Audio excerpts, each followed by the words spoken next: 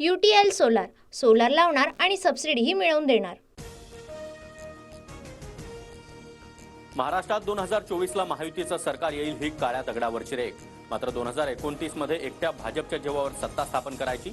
मुंबईतून अमित शहांचं भाजप कार्यकर्त्यांना आवाहन।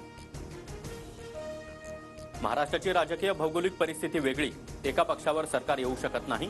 1985 पासून महाराष्ट्रात एकाच पक्षाचं सरकार कधीच आलं नाही।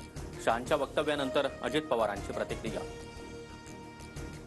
2024ला महाविकास आघाडी सरकार येणार, त्यामुळे 2029 साठी प्रयत्न करू अशी शहा सूचना देत असतील। जयंत पाटलांचा अमित शहांना खोचक टोला। 3 कोटींहून अधिक सरकारचे लाभार्थी, त्यांची मतं मिळाली तर महायुती सरकार पुन्हा येईल। मात्र अति आत्मविश्वासामुळे विकेट पडू देऊ नका, फडणवीसांचा भाजप नेत्यांना कानमंत्र। उद्धव ठाकरेंचा जनाधार संपला, मराठी हिंदू मतं सोबत नसल्यानं ठाकरेंच्या रॅलीत आता हिरवे झेंडे नाचतात। फडणवीसांचा उद्धव ठाकरेंना खोचक टोला। लोकसभेत वोट जिहाद पाहायला मिळाला, संघटित मतदानामुळे काही लोकांचा आत्मविश्वास वाढला।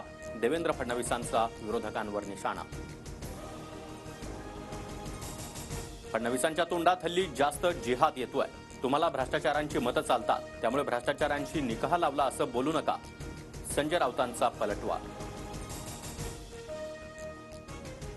मुस्लिमांच्या मतांना वोट जिहाद म्हणणाऱ्या गृहमंत्री फडणवीसांनी महाराष्ट्राची माफी मागावी। नाना पटोले आक्रमक, लव जिहाद बाबत कारवाई करताना धर्माविरोधात बोलणाऱ्या आमदारांवरही देखील कारवाई करा। पटोलेंचा नितेश राणेंवरही निशाणा। बदलापूर अत्याचार प्रकरणातील शाळेच्या सीसीटीव्ही फुटेजमध्ये छेडछाड, घटनेच्या दिवशीचे सीसीटीव्ही फुटेज गायब। संस्थाचालकांना घटनेची कल्पना असूनही लपवली, हायकोर्टाचं निरीक्षण। बदलापूर अत्याचार प्रकरणातील शाळेचे अध्यक्ष आणि सेक्रेटरीचा अटकपूर्व जामीन अर्ज फेटाळला। दोघांना अद्याप का अटक नाही? आरोपींना अटकपूर्व जामिनाची वाट पाहत आहेत का? हायकोर्टाचे परखड सवाल। राष्ट्रवादी काँग्रेस मुख्यमंत्री पदाच्या शर्यतीत नाही। मुख्यमंत्री पदाबाबत शरद पवारांनी आधीच भूमिका स्पष्ट केली आहे। खासदार सुप्रिया सुळेंचं मोठं वक्तव्य। शिंदे समितीनं सरकारच्या मताप्रमाणे अहवाल दिला। देवस्थानाकडचे नोंदीचे पुरावे समितीनं घेऊन अधिकृत मानावे।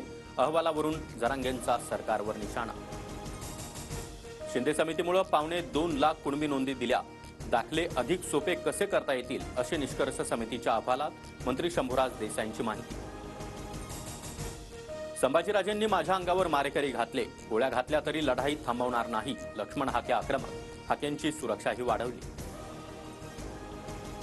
ओबीसी नेते लक्ष्मण हाकेंनी मद्यप्राशन केलं नव्हतं, हाकेंच्या वैद्यकीय चाचणीनंतर निष्कर्ष। सूत्रांची माहिती। हाके कोणत्या बारमध्ये जाऊन दारू पितो सर्वांना माहिती, आता फक्त ट्रेलर दाखवला। जरांगेंच्या विरोधात काही केल्यास पूर्ण पिक्चर दाखवू, मराठा समन्वय गंगाधर काळकुटेंचा इशारा।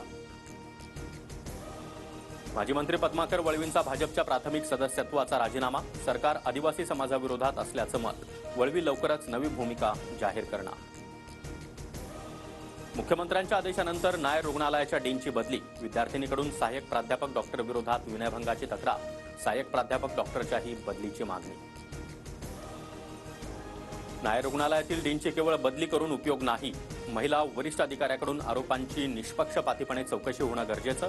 विनयभंगाप्रकरणी मनसेची मागणी।